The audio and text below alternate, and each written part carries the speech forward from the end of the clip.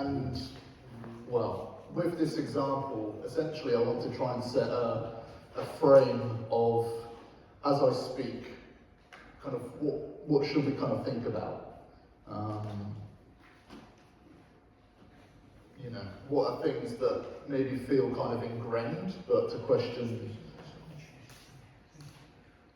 maybe why they're ingrained, I guess, in a way. I'll let that do that. Health and safety. You deal with that. So, I guess in a way, what I want to think about is the balance throughout what I talk about today, specifically with choices. The balance of yourself, the choices that you make, why do you make them, why do some maybe feel a lot more ingrained, but also God throughout it all. You know, essentially to very much encourage you to be very reflective today, but also to challenge yourself. Yes, you know, some choices may just be, you know, quite ingrained. Is it health and safety approved now? It is. But essentially, at the very beginning, just to ask God to shine a light on what needs to be seen throughout this talk. You know, I guess I encourage you all to kind of say that to yourselves right now, like, God, please shine a light on what needs to be seen. You know, as I talk and maybe as I challenge you a little bit. But I thought I'd have a little bit of fun this morning. It's always good to have some sort of visual representation sometimes. Not all the time. But yeah, I did this a few years ago when I was doing like schools and youth ministry in Warsaw. And essentially, it's to kind of give you guys a bit of an image of choice. Now, yesterday I went to McDonald's. I've got the classic Big Mac, the fries, and I've got a milkshake, which I don't think would be people's maybe normal choice, but there's about half of it there because I dropped it on the floor when I was at McDonald's at the times. But in the room here, I know it's not the healthiest of choice, but right now, I guess when you go to McDonald's or you see something that you're like, oh, I'd really like that, kind of pop your hand up. Who would have a Big Mac right now? I mean, it's still the morning, but maybe not right now, that would be too nice. But it's an appealing choice for many, isn't it? You know, McDonald's, fast food, it seems quite nice in that moment, I guess, in a way, to want to choose it. To, in that moment, feel like, oh, well, that'd be very tasty. That'll be, you know, desirable. That'll be, you know, quite delicious in some ways, maybe. I'm not going to do all that. But yeah, I'm hoping this blender is actually older than me. It's like our old family blender. I'm hoping it will manage what I'm about to do to it, sadly. But I also chose it because we don't really use it anymore. As you can see, we have this fantastic new blender. So maybe we'll never use this again now because of what's about to happen. But a representation, I guess in a way, of choices that we want to make, that we feel are good in the very short-term moment. Oh, this is terrible. But ultimately, what is the result of this? Now, when I did this at the school for the first time, I've never been able to eat a Big Mac ever since. I still can't, because the smell of it still smells like Big Mac sauce, and I can't stand it. So here we go. This kind of grey, pinky goop. Does anyone want to try it? No? Anyone fancy a little taste? In any way, shape or form?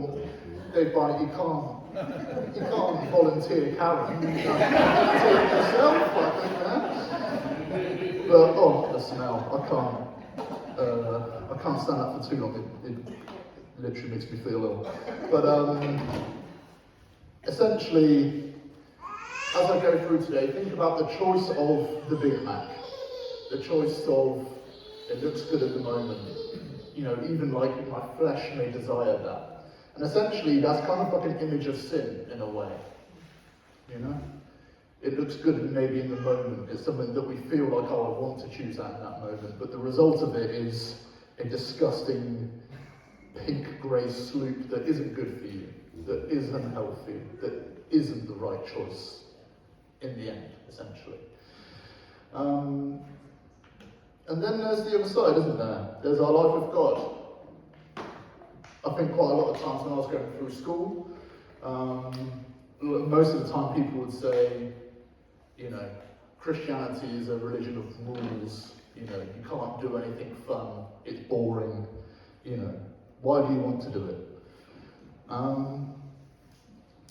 I think it's, you know, always interesting, I guess, that frame, as I've grown older especially. And I guess for some of our guys that are at school at the moment, that as you guys kind of go through and you get challenged of why do you make the choices that you want to make? Why do you want to make maybe some of those right choices that maybe don't seem as appealing as the Big Mac and the fries, but everyone else may be doing it, that actually to still choose something that's, you know, that's good, that's life-giving, that is ultimately healthy in the end for you. I'll do one more. George and Freddie, do you like blueberries and bananas? Yeah? Because this is one thing that I probably actually can dish out to someone. Because yeah, you know, I think that's a challenge that I had at school. You know, I'd look at it sometimes and be like, those people can have maybe more fun than me in some way. Why can they make the decisions like that and not really care about the consequences? And I guess it's that depth, isn't it, that as Christians that God gives us really, that it's not the short term, you know, there are consequences essentially. Nothing kind of goes without consequence, I think, especially when it comes to the goop. But, yeah. I'm sorry, I'm basically using up all of our blueberries and yogurt from home, so you'll have to put my allowance up a bit maybe. So.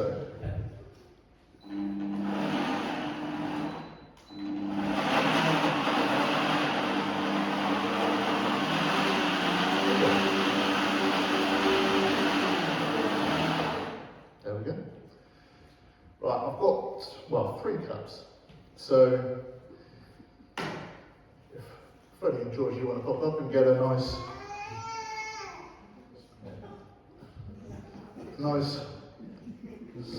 oh, there's actually a big lump of banana there. It's healthy, it's good for you, don't worry. It's still a good choice to eat the banana, okay? Try. Ooh, the banana went in this one, so. I've got the banana surprise again. There you go. Nikki, would you like one as well as you go out? Go on.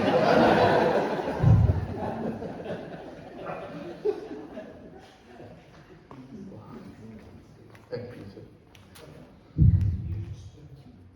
Spoon. Yeah, spoon.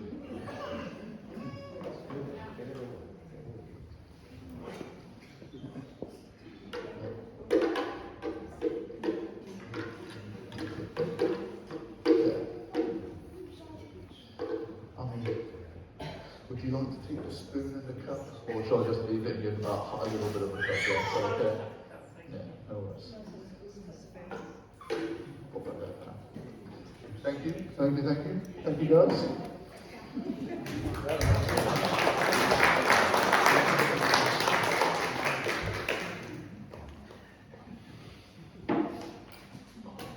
Unplug that.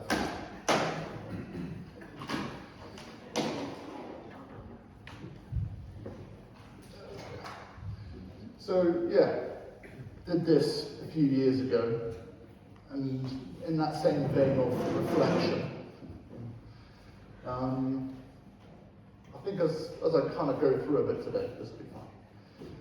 Just think about, in your life, what's the life-giving, the fruit, goodness, and in some ways as well, you know, if you think about like the gifts of the Spirit, you know, the fruits of the Spirit as well, you know, I think there's quite a nice connection with that. And then, if you can pop to the next slide, Ali. What is the wages of sin? Is death. And it's interesting, you know, like, yes, like death at the end of life, you know, and the separation of God, you know, that being, I guess, kind of that ultimate meaning behind that. But I think also realizing death of things within yourself, maybe. I think a lot of the time, you know, making choices throughout our life and feeling that kind of constant battle with the flesh, I think it's realizing that as humans, we kind of have like a natural void in ourselves in some way. You know, I think I've seen it a lot, just kind of growing up, that I think throughout humanity we see people that try and fill a gap. They try and fill something. Inevitably you're making choices of, oh, I want, you know, I think this will fill this gap, I'm going to choose this. I feel like I want to choose this person, this thing, whatever it may be. And I think a beautiful thing about the fruit as well is actually, as Christians, remembering that aspect of the void that we feel within ourselves actually being filled by God. You know, people, I think, are constantly trying to search for something deeper, and we've realised what that deeper is that foundation of God. And God is very aware of the battle, you know, of our flesh. This isn't a battle where God wants us to kind of shame ourselves into submission. You know, we recognise our weakness and call out to God, but it's not God beating us down and to constantly shame us when we do make a decision that maybe is like the goop. You know, I think sin can create a false voice within us. One that tries to use God against us even at times. You know, God, I think, you know, going back to what my kind of friends would say, you know, God is this kind of figure above that's kind of booming down upon us and is, you know, just ready to point the finger. I'll explore this a bit more later on. But I think it's also very important as well how certain situations, and I think experience in life can form, I think, how we make choices as well. This is something that in my profession, for those of you who don't know, I'm a therapist or counsellor with like mental and emotional health. But something that when I see people, so often what comes up is a sense of, you know, exploring things from the past that very much then form how they make a choice in the future or in the present. How things in the past still have a big impact on the present and in the choices that you make, whether that's how you protect yourself, how you feel you bring a sense of safety, whether you feel a trigger of something that's very strongly anxious and you feel like, well, how can I make a choice right now to calm this? And all of that very much has a very big effect. So in terms of that reflection for self, you know, for all of you, it will be very unique and very different in how you've formed choices. But I think also just that awareness of, sometimes we make choices that we don't even realise have been formed by an experience maybe. That we question, why is it that I feel like I go down this path? And it seems to, you know, either still bring up a sense of, you know, reliving maybe the kind of mistake or the kind of bad elements around that. I'll talk a bit more about, I guess, how we can balance that with God a little bit later on. But you know, part of this battle is being aware, I guess, of how we deal with certain situations and experiences. Sometimes it feels like every choice you can make, I think, especially when it's choices that have kind of happened through experience, or maybe even choices that are completely out of your hands that have an impact on you, that it just feels like, you know, I see this through a frame of, if it's out of my hands, it feels very uncomfortable.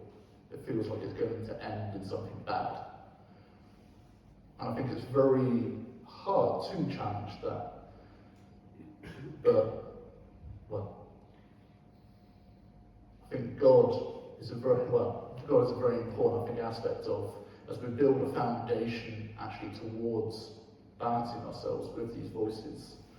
That is something that is so important to rely on, something so important to actually remind ourselves of when we're through the midst of fighting, I guess, our flesh. And that is, maybe a choice that we feel is, well, it's a choice that I've always made.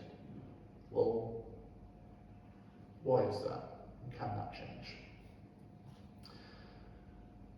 Galatians 5:1, I think I popped it up there. It is for freedom that Christ has set us free. Stand firm and do not let yourselves be burdened by the yoke of slavery. It's very much the yoke of slavery of sin, And it's very easy, I think, to hear these verses.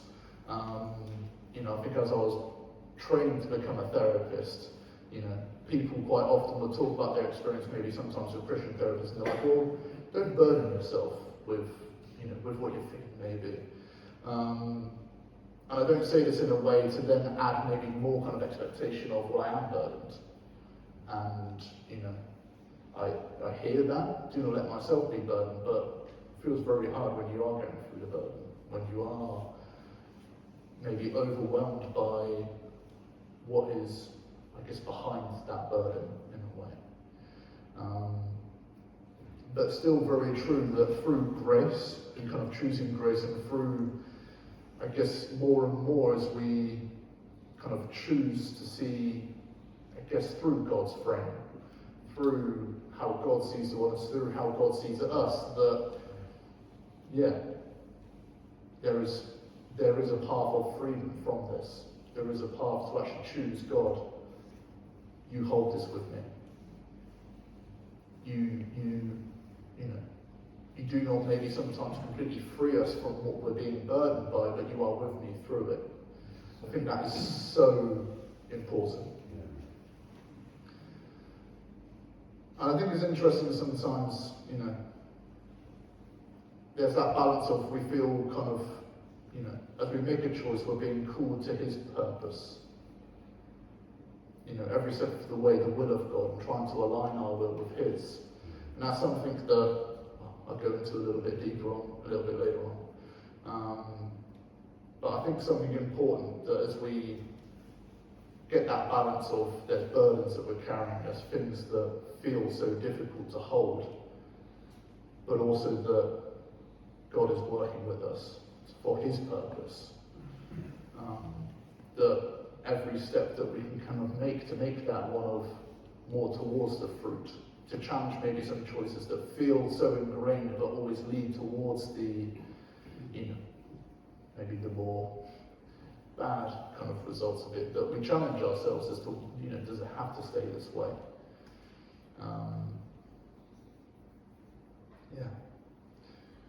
Joel 2:25. I will restore to you the years that the locust has eaten. God is able to restore what seems lost, wasted, or damaged. I think that's especially important when we think about choices that we've made throughout our lives. It can be very punishing for people, but very important as well, I think, as we, think about that verse there of, freedom that Christ has set us free. Do not let yourselves be burdened. I think part of that burden sometimes can be that you're still very much holding on to what has been lost, what has been damaged, the self feel damaged. And feeling safe in that restoration that God will bring. People only ever try to get better, to resist what they think comes from the outside, what is seen, not working for lasting change through prayer, submission, our spiritual lives with God, of their inner being conforming to Christ more and more, and I guess us becoming more Christ-like. I think it's, very difficult to see what we have in front of us, what is right there. That feels so loud, it feels so present. And I guess to remind ourselves, well, as we're thinking about challenging how we think about things, as we reflect on the choices that we make, that, well, yeah, what is seen on the inside as well, and what is felt on the inside is equally as important. And for that to be challenged through prayer, through submission, and through our lives with God. So, if you could pop to the next slide, please, Ellen. Trusting self and seeking others.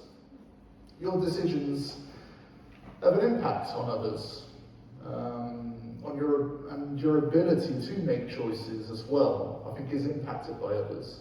Moments where it feels hard to trust yourself and to still be kind of life-giving to others.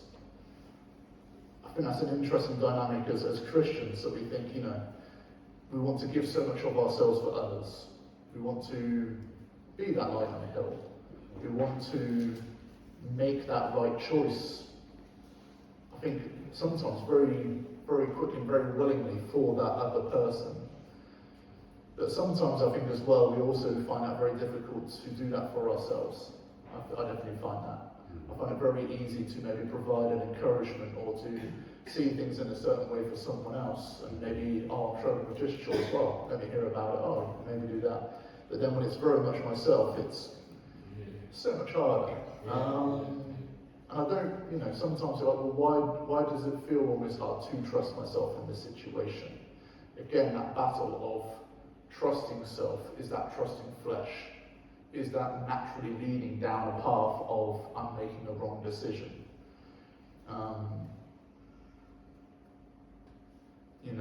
I think it's very important to get that balance of,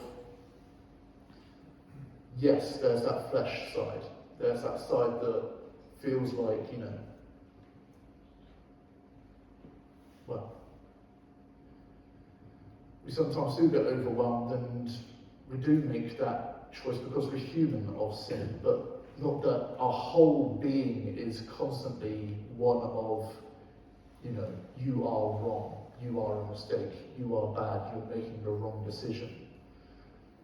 Because that's not why God has created us. I think it's very important to bring that balance of, we are children of God.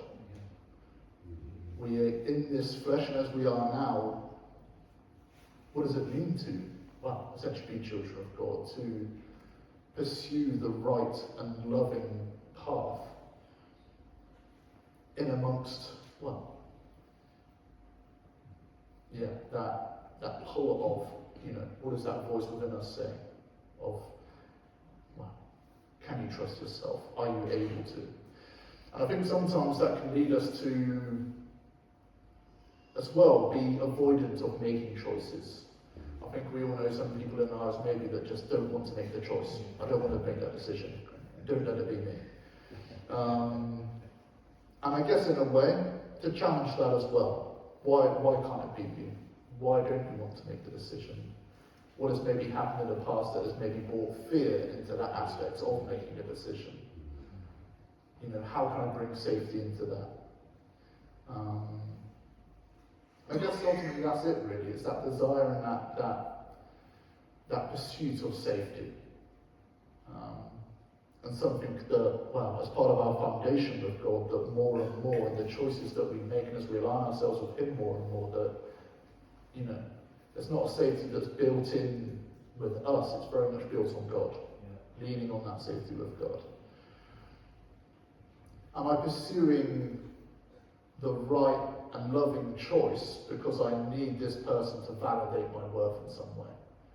I think part of that seeking others aspect of this is, I think a lot of the time people can place so much value and power, I think, on others. We are naturally relational beings. God has created us not to be alone. But I think God has also created us to know ourselves in a way where, that reliance on someone else and how powerful that can lead you down a path of, you feel like you're making the right choice, but really it's one that, is producing the the Big Mac result. It's one that slowly but surely, and maybe you feel like, well, I'm doing this right thing for that person. It's slowly but surely still degrading yourself in some way. And I don't think that as we kind of maybe, hear those verses or put ourselves to the side to build up others, I don't think that's at a, degrade yourself.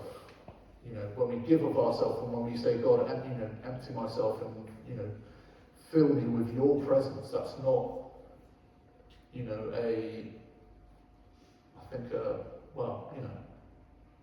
punishing, I think,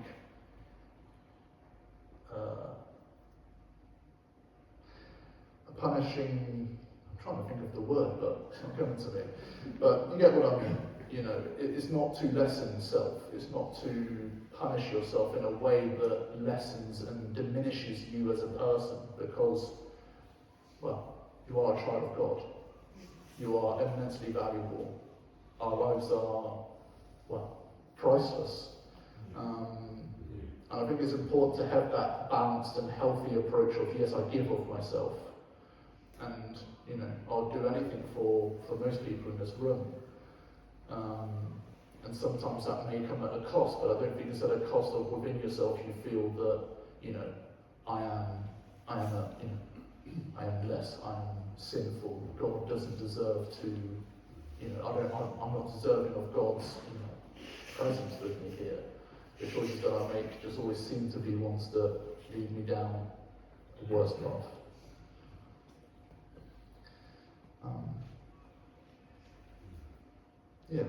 I guess that awareness of your internal and external choice, essentially. What you give power to outside of yourself feels like it can have power over you sometimes. Experience in life that has told you otherwise, maybe. I think growing up, through my training as a therapist, growing up as a child and your experience of home life does have a huge impact on, your experience through life and what you are told at that time. How that forms your sense of maybe value even. And how you see through the world of how you gain value from others, how you gain maybe even value from God. I think that's a very important one at times to challenge and to make sure that there is a healthy balance of that.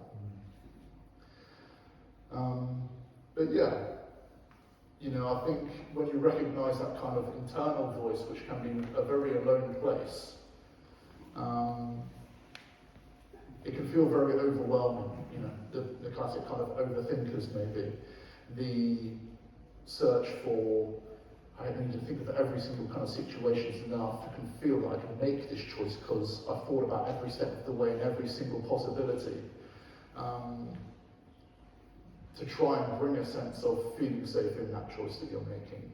Ultimately, I think that can bring something that, you become overwhelmed by choice. There's too much choice. You end up not actually making a decision and you become very overwhelmed by the emotion of that.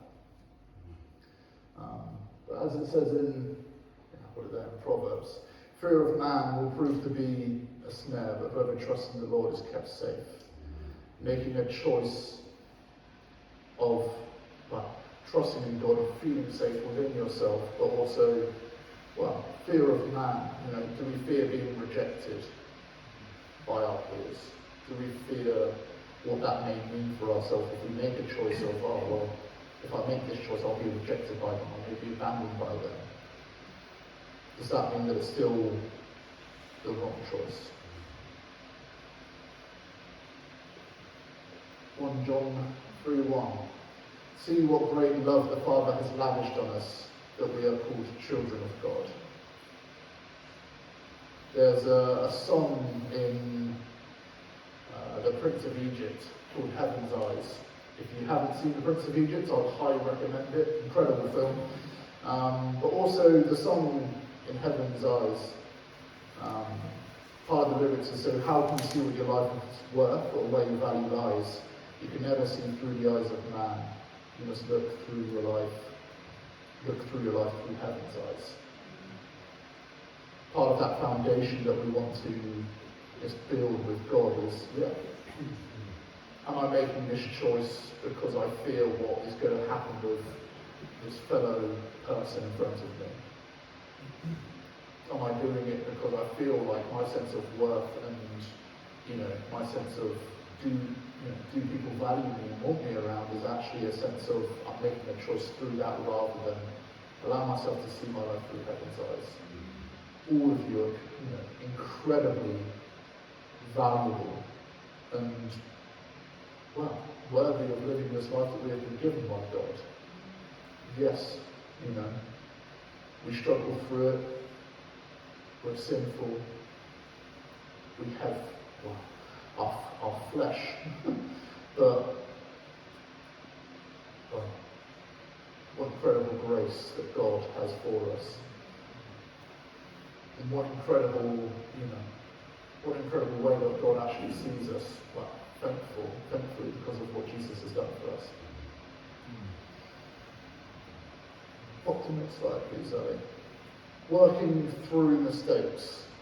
What if the choices that I make are still making me feel like I'm constantly making the wrong decision? Are choices that you have made in the past still haunting you now? As you kind of sit there and think about, the choices that you make, is there something that you're still holding on to? Is there something from the past that still feels like there's a burden there? And it's interesting to think that, I think sometimes, there can be a voice, we feel like there's, a voice from God that just feels like disappointing. We've made a wrong decision, and again, that feeling of God kind of pointing down and shaming us for a potential wrong decision that we've made. Is that choice of, I feel like, I'm just constantly disappointing God. I feel like I can't maybe lean on that sense of foundation and safety that God gives you through his presence and through walking with you through life and through our experience of life and the choices that we make, because we fear that, God will be disappointed in me. I've made these wrong decisions. I feel like God is still disappointed in me. How can I feel safe? In a foundation where it's one that almost feels ready to judge and to challenge that. I'm not here to say that we can just sin as we want then and do what we want because as sin has a consequence and sin has a price, and ultimately we will stand before God. But he is a fair judge. Something interesting that I explored before, in New Testament times, when rabbis chose a disciple, they would go to certain schools that would have students there that have trained for years, and they would choose the best of the best. One of the questions they would ask themselves is, could this man do greater things than me? It's very interesting that when you think about Jesus, and when he chose his disciples, it appears that he almost went for what could be considered, for some people, as like the worst. Let's have a little think about them. Whenever Peter opened his mouth, sometimes it felt like he would put his foot in it. James and John were nicknamed the sons of thunder because they were incredibly bad-tempered, they were vengeful, they were violent. The story of when they were in a Samaritan village and they didn't invite them in. They suggested Jesus should call down fire from heaven to burn them up. Jesus must have wondered whether they would ever understand. One of the other disciples, Simon, was a zealot. In other words, he was trying to violently overthrow the Roman occupation in some way. Today he could be labelled as a terrorist. Matthew collected taxes from his own people on behalf of the occupying power. He was regarded as a traitor to his people. Thomas seemed to almost maybe see things through a cup half empty. Peter denied Jesus 3 times. In Jesus' time of need and going through tremendous anxiety and stress in Gethsemane, the disciples fell asleep when he asked them to pray for him. Zacchaeus was too small. Paul, who Saul murdered Christians. Lazarus was dead. If God can use a dead man, he can use us. Jesus chose them. He loved them. He was committed to them. And for 3 years, they may have, in a lot of ways, kind of misunderstood him in some ways and maybe had the wrong motives. Our flesh is there. But Jesus didn't give up on them. In the end, love changed them and it changed the world. I think it's very important to see yourselves with that balance of, yes, we're not, we have our downfalls. Some of us may have a temper, like the sons of thunder. Some of us may be doubtful. Some of us may be suspicious even. Some of us may just say things in the wrong way at the wrong time. But God loves you. And ultimately, the love of Jesus and the love of God changed them in ways that was unimaginable. They knew that they could lean on God, and ultimately they knew that they were safe. I can make this decision. I'm aligning my will with His, and I feel safe in the decisions that I'm making with Him. The Lord makes firm the steps of the one who delights in Him. Though he may stumble, he will not fall. The Lord upholds his hand. I think it's very important that as we kind of walk through a path sometimes when we feel like we are constantly stumbling, God's hand is always there. Forgetting what is behind and straining towards what is ahead, I press on toward the goal. I think it's very interesting. I've had some clients that, they want to strive towards a goal in their life, but they just feel like it's constantly out of reach. They feel like they're just not enough. And I think sometimes very important that, I think a theme throughout what I've been talking about, what is in the past, forget what is behind, strain towards what is ahead, press on towards. Realize in the choices that you make what is in my past that maybe is, not allowing me to actually move towards this goal that feels out of reach, but really, as we allow ourselves to align ourselves with God more and more, our goals with God and our will with God becomes more aligned and more possible, essentially. If you'd like to go next, Alan. The choice and power of words to build or to bring down within yourself. Talked a little bit before about, the choice that the choice of words that you give for others, but I think also the choice of words within yourself are very important. It can bring doubt within yourself. It can bring doubt for others. I think we're all very aware of the power of words. But I think, from what I've been talking about, the power of words and what is behind them, and, why is it that these words within myself feel like they have so much power? Why does it feel like the words that I speak out to others at times feel like they have so much power? And that, responsibility of us as Christians to, just be people that build up, but to remember to be that person for yourself as well. To remember that voice of how God sees you and how God wants to build you up. For out of the abundance of the heart the mouth speaks. Matthew 12:34. Death and life are in the power of the tongue. Proverbs 18:21. A gentle answer turns away wrath, but a harsh word stirs up anger. Proverbs 15:1. We look at these verses and often think about, what we can do for others, that element of what we can do for self. I think especially the gentle answer turns away wrath, but harsh words stirs up anger. Yes, for others, but also for you within yourself, within that voice of how you speak to yourself. Is there a gentle answer that kind of turns away that wrath within yourself? Does it feel like at times it's just that overwhelming, harsh word that just stirs up anger, confusion, overwhelm?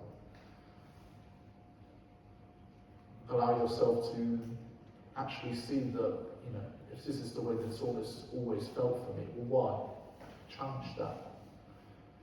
It can change. We'll go to the last slide, please, Ali. The thief comes only to steal and kill and destroy. I've come that they may have life, and life to its fullness. And that's it. Us and God. Aligning our wills to God. Not feeling that we will disappoint God by making the wrong choices. Important that we realise when we do make those wrong choices that, we ask for forgiveness, that we come before God and lay ourselves before Him.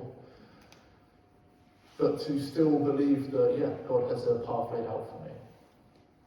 And to pursue that life-giving, healthy choice. You know, there's an interesting paradox of Christian living. We must give up control of self to gain self-control. That's spoken by Andy Mineo. He's a Christian artist, and it's interesting that paradox of, you know, what is within ourselves that maybe we feel like we need to just let go of. As you search within yourself, and as you've maybe been burdened for many years by something that has happened to you, by a choice that someone else has made, by something that's out of your hands that has impacted you so much that you feel like, well, these are the only choices I can possibly make in this situation. That you're not, well, tied to those choices that you made in moments when there was nothing else. You know, to have grace on yourself in that moment, but to realise, you know, if that hurt myself, then I've learned from that. That I can choose something different now.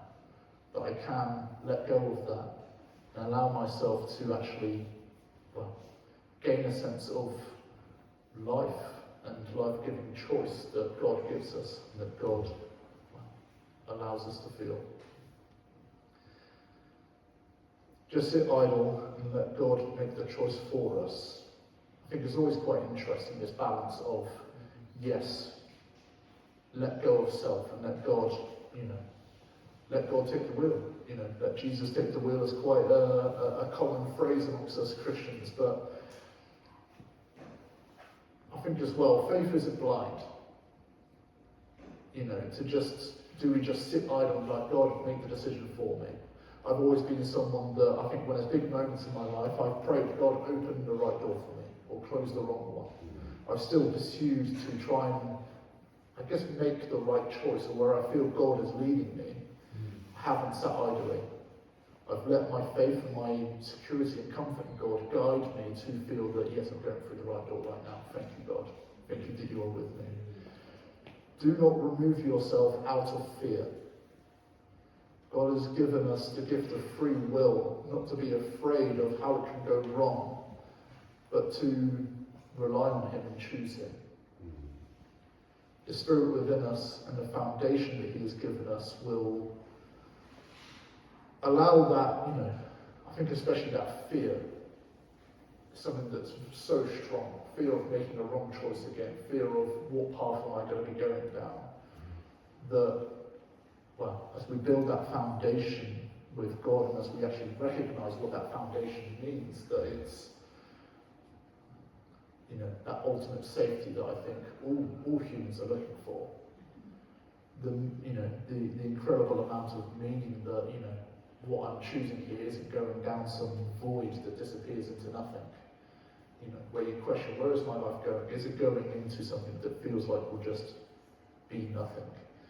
That, well, challenge that. Allow God's comfort, grace, the salvation that Jesus has given us, and the safety within that to be the backbone of every choice that we try and make within ourselves and how we speak to ourselves and how we choose to speak to ourselves, but also the choices that we make for others. Thank you.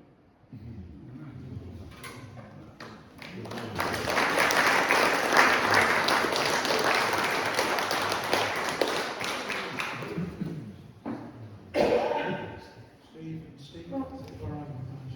Yeah. Come back to the final song. Thank you, Phil. All the food for thought there.